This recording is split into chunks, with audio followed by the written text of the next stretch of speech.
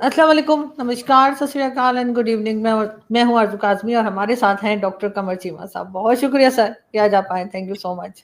Thank you madam. Sir, Russian president Bharat पहुंचे हैं और बीच में हमने सर कुछ अरसे पहले ये भी सुना था कि डोनाल्ड ट्रंप जो है वो भारत से कह रहे थे जी आप रशियन ऑयल ना लें, और इस किस्म की बातें भी चल रही थी। टैरिफ वगैरह की भी बातें चली जो कि भारत पे लगाए गए, लेकिन इस वक्त भी भारत जो है वो बड़ी कंट्रीज के साथ उनका मिलना जुलना दिखाई दे रहा है।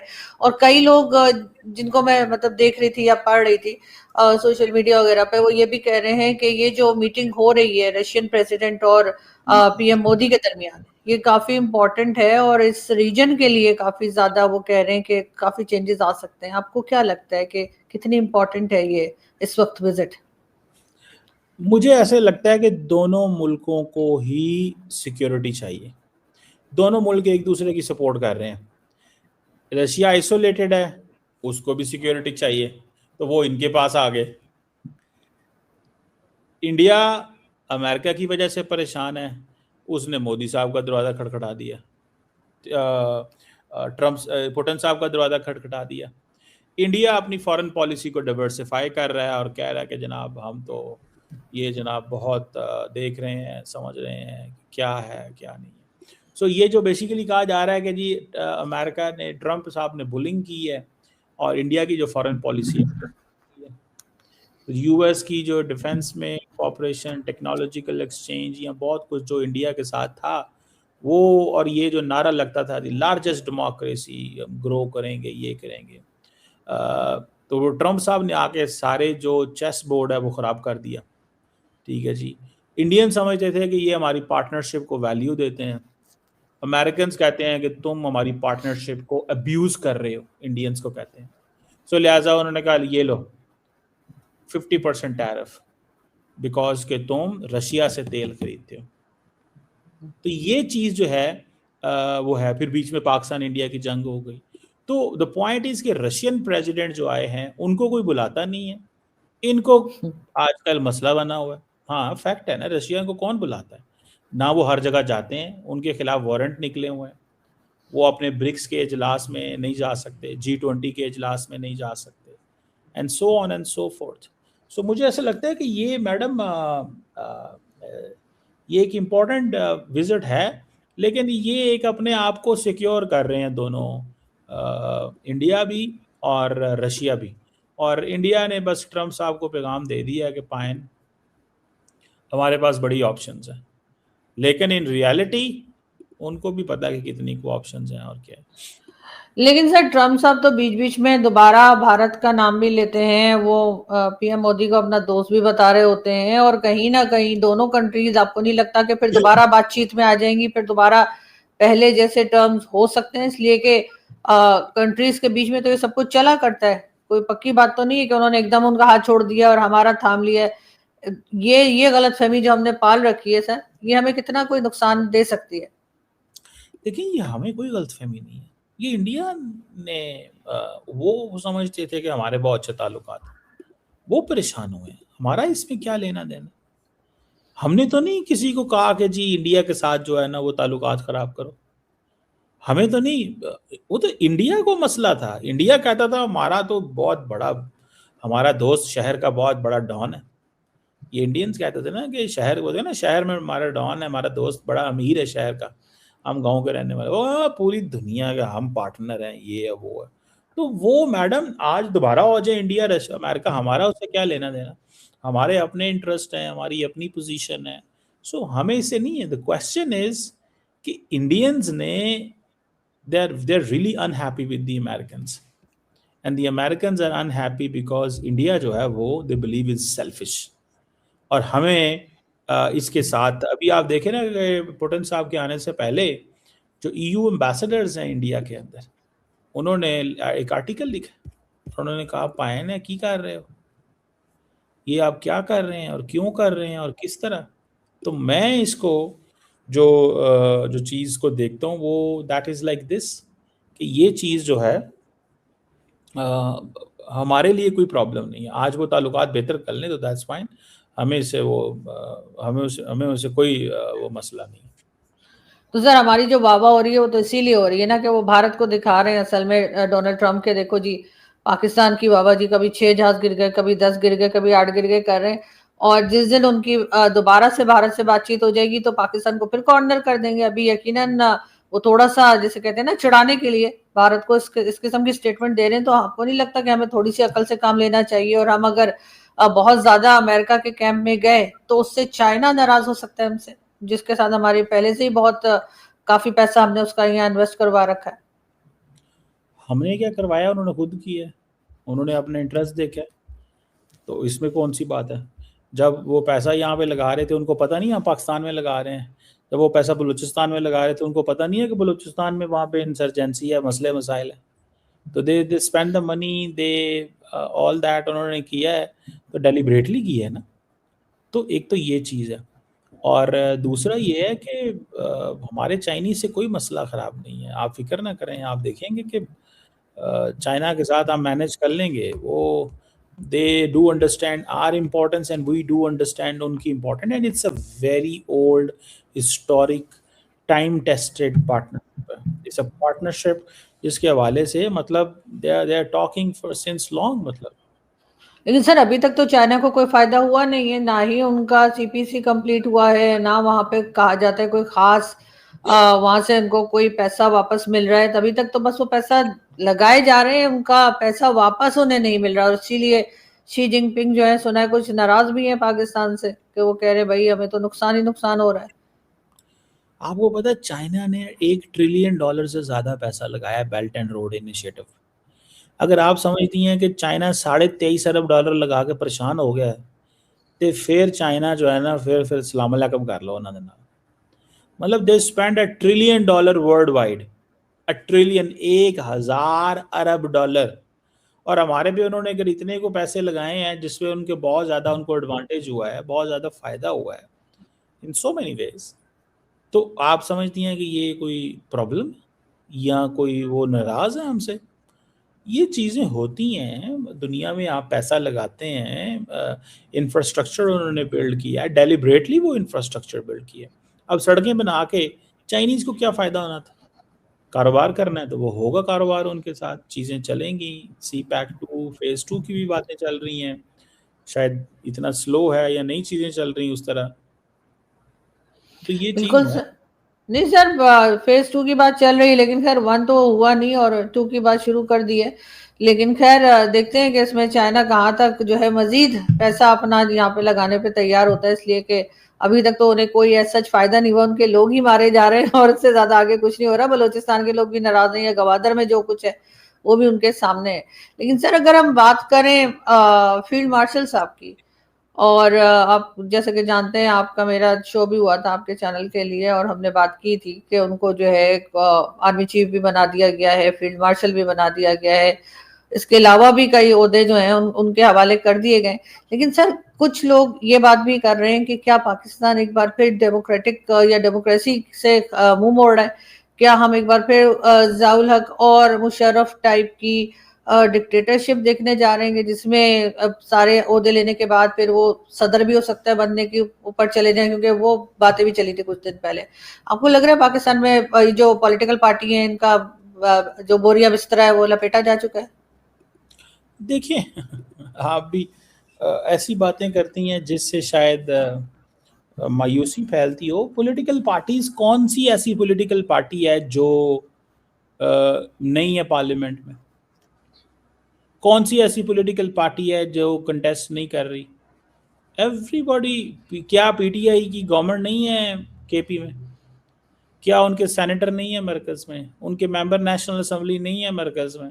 सिंध जो है वो उसमें पीपल्स पार्टी राज नहीं कर रही, पंजाब में वहाँ पे, उधर बलोच हैं, सारे अपनी जगह काम कर रहे हैं।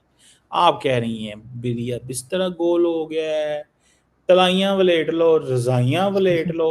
आप जो जिस तरह बातें लेके जा रही हैं। सर मैं पूछ रही हूँ, मैंने ये नहीं कहा कि हो गया है, मैं कह रही हूँ क्या होने जा रहा है? क्या आपको लगता है कि अब ज्यादा दिन ये डेमोक्रेटिक गवर्नमेंट्स नहीं चलेंगी और कोई एक आदमी आके अपने आप को सदर बनाकर और वो सारा सिस्टम जो है वो जनरल परवेज मुशर्रफ और ज़ियाउल हक वाला हम देखने जा रहे हैं? क्यों मैडम? क्यों? क्या वजह? आप क्या वजह? बताइए ना। क्यों वो मुशर्रफ वाला आ रहा है? जब इलेक्शन टाइम पे होते हैं, पार्लियामेंट टाइम पे जाती है, पार्लियामेंट का बिजनेस चल रहा है, कॉन्स्टिट्यूशन अपनी जगह पे मौजूद है, जुडिशरी काम कर रही है, एग्जेक्टिव अपनी जगह पे लगी हुई तो है। सर ये तो मुशर्रफ और जौलत के टाइम पे भी हो रहा था, सब अपनी अपनी जगह थे, प्राइम मिनिस्टर भी मौजूद था, सदर भी मौजूद था, सब कुछ था। फिर फाइनली वो सिस्टम जो है वो लपेट दिया गया ना। तो जब आप इतनी ज्यादा तादाद में पोस्ट जो है और तरक्कियां जो है या पावर जो है जब आप मिलिट्री एस्टेब्लिशमेंट के हाथ में दे देंगे कि सर आप ये भी हैं और आप ये भी हैं, आप डायरेक्टर भी हैं, आप प्रोड्यूसर भी हैं, आप एक्टर भी हैं, आप ऑडियंस भी हैं, सभी कुछ आप हैं, तो सर उसके बाद आपको लगता है कि जो बाकी लोग हैं वो उनके लिए क्या ये सही रहेगा? क्या वाकई में उनकी बाकी लोग महफूज रहेंगे?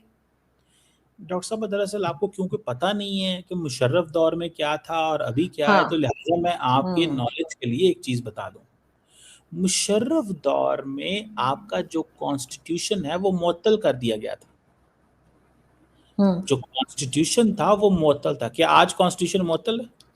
मैं यही तो आपसे पूछ रही हूँ सर कि कहीं मुअत्तल तो नहीं हो जाएगा। मैंने ये कब कहा है कि अभी हो गया? आप मेरी बात की जलेबी खुद ही बना रहे हैं, लेकिन आप मेरी बात को या तो समझना नहीं चाह रहे या आप समझ रहे हैं लेकिन आप जवाब नहीं देना चाह रहे। मैं आपसे ये पूछ रही हूँ कि क्या ये सिस्टम जो डेमोक्रेटिक सिस्टम चल रहा है, जैसा तैसा भी, लंगड़ा लूला जैसा भी है, क्या ये ऐसे ही चलता रहेगा या आपको लगता है कि नहीं, इन सबको लपेट दिया जाएगा जैसे पहले हुआ था और फिर एक नई गवर्नमेंट आ जाएगी या कह लीजिए कोई सदर बन के आ जाएगा और ये तमाम चीजें खत्म हो जाएगी जो इस वक्त हैं फिलहाल थोड़ी बहुत जो दिखाई दे रही है? मैं मैडम आपको सिर्फ एक चीज बताना चाहता हूँ, जो चीज मुझे समझ नहीं आ रही और शायद आप भी उस पर ध्यान नहीं दे रही। सवाल बड़ा क्लियर है। सवाल ये है कि मुशर्रफ दौर में कॉन्स्टिट्यूशन मुअत्तल था, आज कॉन्स्टिट्यूशन मुअत्तल नहीं है। आज आपकी कोर्ट्स काम कर रही हैं। मुशर्रफ तो जज को, चीफ जस्टिस को हटा देता था, आज तो चीफ जस्टिस लगा हुआ है। आज तो बल्कि हमने एक और कोर्ट बना दी है, कॉन्स्टिट्यूशनल कोर्ट भी बना दी। तो the point here is very clear कि आप बेसिकली या तो हम मुशर्रफ दौर के निज़ाम को समझते नहीं हैं, या हम आज के निज़ाम को समझते नहीं हैं, या हम सिर्फ ऐसी फैंसी फैंसी बातें करके ये बताना चाहते हैं ओ जी पाकिस्तान में बुरे हालात हैं, ओ जी पाकिस्तान ऐसे, जी पाकिस्तान में जी बदल गए। ओ भाई, एवरीथिंग इज एट प्लेस। मुझे बताएं ना, क्या पाकिस्तान की कोर्ट्स ने कहा है कि कहाँ मामलात खराब है? मुझे बताएं। सर जजेस रिजाइन क्यों कर रहे हैं पाकिस्तान में? पाकिस्तान में क्यों कहा जा रहा है कि 27 अमेंडमेंट आने के बाद अदालतें जो हैं वो अपने हिसाब से काम नहीं कर पाएंगी, कोई किस्म की जो है सो मोटो नोटिस वगैरह जो लिया जाता था वो नहीं होगा, और इस किस्म की बातें क्यों की जा रही हैं? फिर इसका यही मतलब है ना कहीं निजाम जो है वो कमजोर किया जा रहा है या कर दिया गया है, जो शायद आहिस्ता आहिस्ता लोगों की समझ में आएगा। देखिए, आप क्या बात कर रही थी शुरू में? आपने क्या सवाल की शुरू में कुछ बोला था कि मेरे ज़हन से पॉइंट निकल गया। किस चीज का सर? मैं आपसे कह रही थी कि 27 अमेंडमेंट के बाद मैं ये कह रही हूँ कि कई चीजें बदली हैं, जजेस ने रिजाइन भी किए हैं, जजेस नाराज भी हैं। रिजाइन मैं बता देता हूँ मैडम। मुझे ये बताएं, क्या पाकिस्तान के अंदर पॉलिटिकली मोटिवेटेड जज नहीं आए? क्या पाकिस्तान के अंदर जुडिशियल एक्टिविज्म नहीं आई? पाकिस्तान के अंदर जो पिछले एक चीफ जस्टिस बंदयाल थे, क्या उनकी सास साहबा उनको नहीं कहती थी बेटा ख्याल रखना इमरान खान का? अब जब सास साहबा के मैसेज जो हैं वो चीफ जस्टिस को जाएंगे या किसी को इस तरह जाएंगे और उनको कहा जाएगा कि ये चीजें करो, एंड देन जजेस are politically motivated and they have their own agenda, and if they want to resign, let them resign. There are other people waiting in the line and they want to be the judge, and let that be. और एक और supreme court के 17 जज हैं, 2 resign कर गए, so what? People have disagreement. It's a healthy system. Healthy system में resign होता है ना, तो अच्छी बात है ना, रिजाइन कर गए हैं। उनको नहीं पसंद आया तो that's nice, we appreciate them. वाह क्या बात है सर। सर ऐसे तो अपने हिसाब से तो हमेशा जजेस को चलाया गया है और अदालतों को चलाया गया है। इस वक्त भी जो ईमान मजारी के ऊपर जो केस बना हुआ है और उनके हस्बैंड के ऊपर जो केसेस चल रहे हैं, उसकी एक एक दिन में कई कई बार सुनवाई हो रही है, वरना तो यहाँ पे महीनों महीनों केसेस लटके रहते हैं। लेकिन अगर आपने किसी को सजा देनी है सिर्फ इस बात के लिए कि भाई वो बलूचिस्तान के लोगों के साथ क्यों खड़ी हो जाती है, तो आप उनके केस को इतना तेजी के साथ चला के उनको 10-10 साल की सजाएं सुनाने की बातें कर रहे हैं। तो सर यहाँ पर तो जैसे कहते हैं कोई चीज भी सही नहीं है, लेकिन फिर भी आपको लग रहा है कि ये डेमोक्रेसी जो सो कॉल्ड डेमोक्रेटिक कंट्री जो हम कहते हैं, जो कि असल में है तो डिक्टेटरशिप ही, हमारे यहाँ तो मिलिट्री रूल ही चलता है और वहीं से इजाजत लेकर और बात करके बात की जाती है आगे। लोग तो कहते हैं प्राइम मिनिस्टर अपनी मर्जी से चल नहीं सकते, क्या वाकई ऐसी बात है सर? क्या प्राइम मिनिस्टर अपनी मर्जी से मतलब कोई फैसला नहीं ले पाते? डॉक्टर साहब आपको पता है आज जो अपॉइंटमेंट हुई है वो किसने की है? द प्राइम मिनिस्टर ने की है, प्रेसिडेंट ने साइन किए हैं। तो it's the system that is being run by the civilians. हमारा प्रॉब्लम पता है क्या है? ओ जी सिविलियंस कुछ नहीं है, तो ओ सर वो जी। सर डरा धमका के आप किसी से भी सिग्नेचर्स करवा ले, लालच दे के किसी से सिग्नेचर्स करवा ले, अपनी जबरदस्ती भी साइन हो जाते हैं, उसमें कौन सी बड़ी बात है? प्राइम मिनिस्टर को कुछ कह दिया या किसी, या वैसे भी शहबाज शरीफ क्यों सर इतने कमजोर प्राइम मिनिस्टर क्यों कहलाते हैं? पहले लोग इमरान खान को कहते थे, लेकिन शहबाज शरीफ उनसे भी ज्यादा वीक प्राइम मिनिस्टर क्यों साबित हो रहे हैं? ऐसा लोग क्यों कहते हैं? He is a war time prime minister. War लड़ी है उस बंदे ने तो जब और तो पाकिस्तान। इमरान खान ने भी लड़ी थी सर, वो जो अभिनंदन और का जहाज आया था जिसको चाय पिला के आप लोग नाची जा रहे हैं। यार चुप तो करे ना मैडम। उसने अभिनंदन को वापस भेज दिया था, कहता था मोदी को फोन करता था मेरे से बात करो। शहबाज शरीफ ने फोन नहीं किया, सीधे जहाज थले सट्टे ने। शहबाज शरीफ का और इमरान खान का फर्क है, आप वो इतना डोसाइल है। कमजोर वजीर आजम आपने रख लिया, इतना कमजोर है, 7 जहाज कह दिया गिरा दो, उन्होंने कहा गिरा दो, सर इतना वो तो कमजोर। खुद फैसला नहीं कर पाए बेचारे, कभी 3 कभी 4 कभी 7 कभी 8, उनकी समझ में ही कुछ नहीं आ रहा।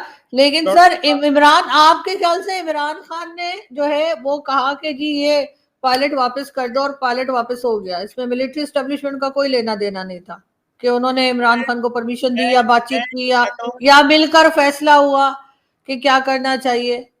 रख लेते ना आप लोग। मैं सिंपल सी एक बात कर रहा हूं।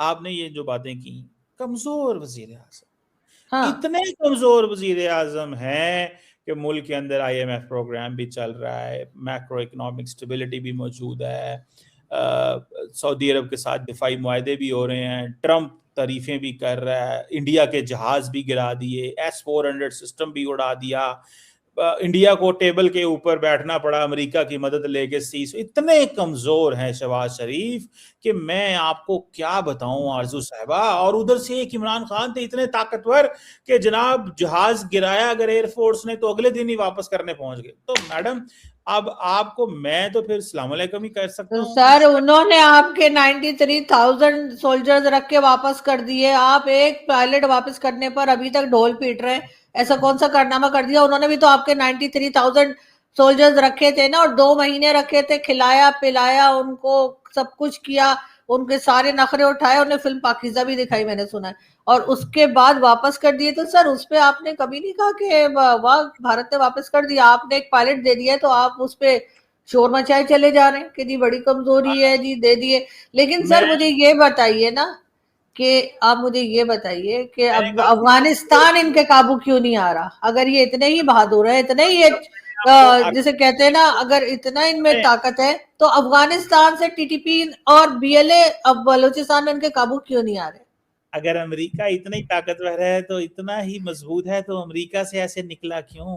अगर अमेरिका इतना ही है तो ईरान ये न्यूक्लियर वेपन क्यों बना रहा है? अगर अमेरिका इतना ही है तो जनाब वेनेजुएला और वहां पे ड्रग्स क्या कर रही हैं? मैडम आर्गुमेंट तो कोई सही दे दें यार। आप सर जो मैं है आर्गुमेंट नहीं दे रही, मैं सवाल पूछ रही हूँ आपसे कि सवाल हमारे नहीं जो पूछ रहा। बहादुर लोग हैं उनसे TTP और BLA कंट्रोल क्यों नहीं हो रहे? मेरा सीधा साधा सा सवाल है, आप उसमें जो मर्जी आप बोलिए। मैं तो सिर्फ इतना कहूंगा, what would I would say is कि डॉक्टर साहब पाकिस्तान बिल्कुल ठीक डायरेक्शन में जा रहा है और इंशाल्लाह आप ही यहाँ पे बैठ के पाकिस्तान की तारीफें कर रही होंगी कि सर हाँ ये भी। पाकिस्तान की मैं हमेशा तारीफ करती हूँ, पाकिस्तान मेरी कंट्री है, लेकिन मैं उन लोगों के ऊपर क्रिटिसाइज करती हूँ जिन्होंने पाकिस्तान की इंसेंट बजा के रखी है। पाकिस्तान में कोई खराबी नहीं है, पाकिस्तान चलाने वालों में प्रॉब्लम है। तो मुझे ये तो वो तो बताइए कि आप ये लोग TTP को मुझे कब कंट्रोल मैं करेंगे? आपको कब मुझे से बताइए। आप कब से आप ईंट से देखें, ये जितने जिनको भी आप तनकीद कर रही हैं, आप तो शुरू दिन से ही इनको तनकीद कर रही हैं। कोई आपने अच्छा कोई मेरी नेक काम किया आपने? और नहीं, ये कोई कोई कभी नेक काम सर कोई मुझे आप जिस मुल्क में जंग जीती हो आप उसकी भी तारीफ ना करें तो फिर हम आपको क्या कह सकते हैं? नहीं सर मुझे मैं सुन ले पॉइंट, जिस मुल्क की एयरफोर्स ने, आर्मी ने, पॉलिटिकल लीडरशिप ने इतनी अच्छी जंग लड़ी हो, आप उसके ऊपर भी कीड़े निकाल रही हो, तो नहीं फिर सर, मैंने एयरफोर्स को कुछ नहीं कहा, मैं पाकिस्तान एयरफोर्स को कुछ नहीं कहा। बिल्कुल जो जंग लड़ी और जिसमें जो कुछ हुआ, जो अचीवमेंट पाकिस्तान को मिली, वो बिल्कुल पाकिस्तान एयरफोर्स की वजह से मिली, और सिर्फ पाकिस्तान एयरफोर्स की वजह से मिली। लेकिन आप मुझे ये बताइए ना कि ये लास्ट में आप मुझे ये बता दें कि ये टीटीपी और बीएलए इनसे कंट्रोल क्यों नहीं हो रहे पाकिस्तान की आर्मी से? बिल्कुल कंट्रोल है। बताएं, टीटीपी ने कौन सी जगह पे कब्जा किया हुआ है? कोई एक इलाका ऐसा बताएं। सुन लें यार, सुन लें। दरअसल talking without keeping things in context is something. बिल्कुल अच्छा, सर, ये आपको अपनी ये जरूर करेक्शन करनी चाहिए, आपको अपने अंदर ये करेक्शन डेफिनेटली करनी चाहिए। मैं करता हूँ। आपको पता है मैडम, हमारा 2600 किलोमीटर का बॉर्डर है अफगानिस्तान के साथ, और जी। तालिबान क्या कहते हैं? कहते हम्म। हैं ये 2600 किलोमीटर के बॉर्डर हमने अपनी साइड से कंट्रोल नहीं करना, ये आपने कंट्रोल करना है अपनी साइड से। हम्म। तो द क्वेश्चन इज कि पाकिस्तान ये कैसे कर सकता है? इतना डिफिकल्ट बॉर्डर, आपके नेबरिंग कंट्री साथ ना दे रहे हो, जब इस तरह के टेररिस्ट ग्रुप्स आपके मुल्क में एंटर हों, उनको स्पेस दी जाती है, उनको अंदर घुसाया जाता है। डॉक्टर साहब छोड़ दें, मतलब वो कहते हैं ना, फिर बुग्ज सर रखें। क्या फ्यूचर है? सर फिर क्या फ्यूचर है? फिर बहुत बस ऐसे लड़ते रहेंगे? बहुत अच्छा फ्यूचर है। आप इतना परेशान ना होया करें। आप रात को नींद की गोली खा के सोया करें, जैसे आप पहले खा के सोती हैं। आराम से सुबह 12-1 सर 2 अल्लाह का लाख लाख शुक्र है, मैं उन लोगों में से हूँ जो रात को कोई नींद की गोली खा के नहीं सोते। मुझे खुद आराम से नींद आती है, क्योंकि सर ना तो मैंने कोई 2 नंबर मेडल ले रखा है, सॉरी, और आपको नहीं करी, आपको नहीं करी, आपको नहीं। अच्छा, और ना ही मैंने कोई ऐसी वैसी पोस्ट नहीं ले रखी मैं है। कह दूंगा मैं उनको मैं कि हक हलाल दे दें। की कमाई से एक टाइम की रोटी खाती हूँ, और मुझे मैं बहुत कहूंगा अच्छी नींद भाई आती इसको है। मेडल और दे बिना दें। किसी मेडिसिन के, मैं कोई मेडिसिन नहीं खाती। ठीक मैं है, कहूंगा मैं वो नहीं आरजू कह रही। साहिबा को मेडल दें प्लीज। ये बेचारी, इनको मेडल फोबिया हो गया है कि या अल्लाह मुझे भी मेडल दे दो, मुझे भी मेडल दे कभी दो, नहीं मेडल। सर, ये ये जब आप से मुझे आपकी जगह मेडल, मैं होती ना जब सर, आपने, you are very nice person. आप यकीन करें, आप बहुत अच्छे इंसान है। अगर मैं आपकी जगह होती, मैंने ये मेडल एक्सेप्ट ही नहीं करना था, मैंने कहना था ये मेडल अपने पास रखो। मैं कहता हूं मुझे रियासत पाकिस्तान, पाकिस्तान की खातिर मैंने जो उस दिन देखें, आई डोंट नो कि किसने क्या उस वक्त किया, लेकिन मैंने भी अपना किरदार अदा किया, और अल्हम्दुलिल्लाह मुझे उस पर फख्र है। मुझे बताएं, जब वो इंडिया पाकिस्तान की जंग थी, तो क्या मैं पाकिस्तान के मेन स्ट्रीम मीडिया पे मेरा किरदार था कि नहीं? मैं this is first time I am talking saying in front of you. अल्हम्दुलिल्लाह एक अच्छा किरदार था। और अगर रियासत पाकिस्तान, हुकूमत पाकिस्तान, पाकिस्तानी स्टेट आपको ऑनर करती है, तो हाँ। इससे अप्रिशिएट होना चाहिए। वो पंजाबी में कहते हैं, उर्दू में कहते हैं, जलने वाले का मुंह काला। तो द पॉइंट ये है कि जो भी चल रहा है, मैं आपका नहीं कह रहा, आप तो एम फिर मैं आपने मुंह जला वाला नहीं करती सर, बिल्कुल, और ऐसे आपने मेडल मुंह से तो कर बिल्कुल लिए, भी नहीं जलती। आपने मुंह ऐसे कर लिए। मैं कह रहा हूँ जलने वाले का, मतलब मैं नहीं, वो तो किसी, मैं हंसते हुए ऐसे करने मेरी आदत है। whoever is burning, ठीक है, मतलब कोई उसका बात नहीं जो भी, सर। मैं आपकी नहीं बात कर रहा, मैं जनरल बात कर रहा हूँ। तो जलने वाले का, आप बोले, मुंह काला। मुंह तो काला, बिल्कुल जलने वाले का मुंह काला। मैं और शुक्र आपके की बात दोस्त ये है कि मुझे ऐसे मेडल की कोई शौक नहीं है। अगर मैं तो उसको बड़े इंसल्ट समझती है अपनी, अगर कोई मुझे बोला भाई ये क्या हो गया, मुझे किस लिए मेडल दे रहे हैं। लेकिन सर सर आपका क्या रुतबा है सर, आपको आपको जरूरत ही नहीं थी। लेकिन चले, कोई बात नहीं, बड़े बड़े देशों में ऐसी छोटी छोटी बातें होती रहती हैं। चाहिए। आपके दोस्त को हम्म। मार्का हक का मेडल मिला है, सर मार्का। ये छोड़े, दूसरा नाम बताएं सर, क्या नाम था इस वॉर का जो भारत के साथ लड़ी? देखिए, हर नहीं नहीं, पाकिस्तानी को नहीं याद है। सर, दूसरी वाली आपको बताइए। तो कभी नहीं बताऊंगा। हर पाकिस्तानी को याद है, जो मुसलमान है, जो पाकिस्तानी है, उसको याद है। तो आप ठीक है, बताइए ना, हमारे आप बहुत से लोग ऐसे हैं जो नॉन मुस्लिम है, जो हमें देख रहे हैं, उनके लिए बताइए क्या नाम था। देखें, ये आप याद करके आए ना, मैं, आपको भी आप वतन बताइए सर, मेडल तो आपको मिला है, मुझे थोड़ी मिला है। बताइए किस बात, कौन सी वॉर में आपको ये मेडल मिला है? मुझे मार्का हक में मेडल नहीं, मिला। मार का हक नहीं, दूसरा नाम बताइए। अच्छा, यानी कि आप जो कह रही हैं, मुझे मुझे सारी समझ है, मैं सर क्यों बोलूं। दूसरा नाम सर बताइए, वो नाम क्या था? अच्छा चलें आज बता देता हूँ आपको, क्योंकि आपका मसला ये है कि आप ज़्यादातर आपने वो सारी इस्लामी तालीमात प्रॉपर नहीं हासिल की, तो आपको भूल जाता है। इसको बोलते हैं माशाअल्लाह अल्हम्दुलिल्लाह फील्ड मार्शल सैयद आसिम मुनीर ने ये नाम रखा, जिसका उस जंग का नाम रखा, मार्के का नाम रखा ऑपरेशन बुनियानुल मरसूस एंड आयरन वॉल। हमने जनाब सीसा पिलाई दीवार की तरह खड़े हो गए, टुकड़े करके रख दिए। सुनाए, आपको बुरा लगता है पर कोई बात नहीं, गुजारा करें, पाकिस्तान में रह रहे गुजारा करें, खैर है। कोई बात नहीं सर, कोई बात नहीं, होता है। खैर भारत, बहुत शुक्रिया सर कि आपने आज ज्वाइन किया, थैंक यू सो मच। और आखिरकार आपके नाम भी आपने ले ही लिया बहुत शुक्रिया, थैंक यू।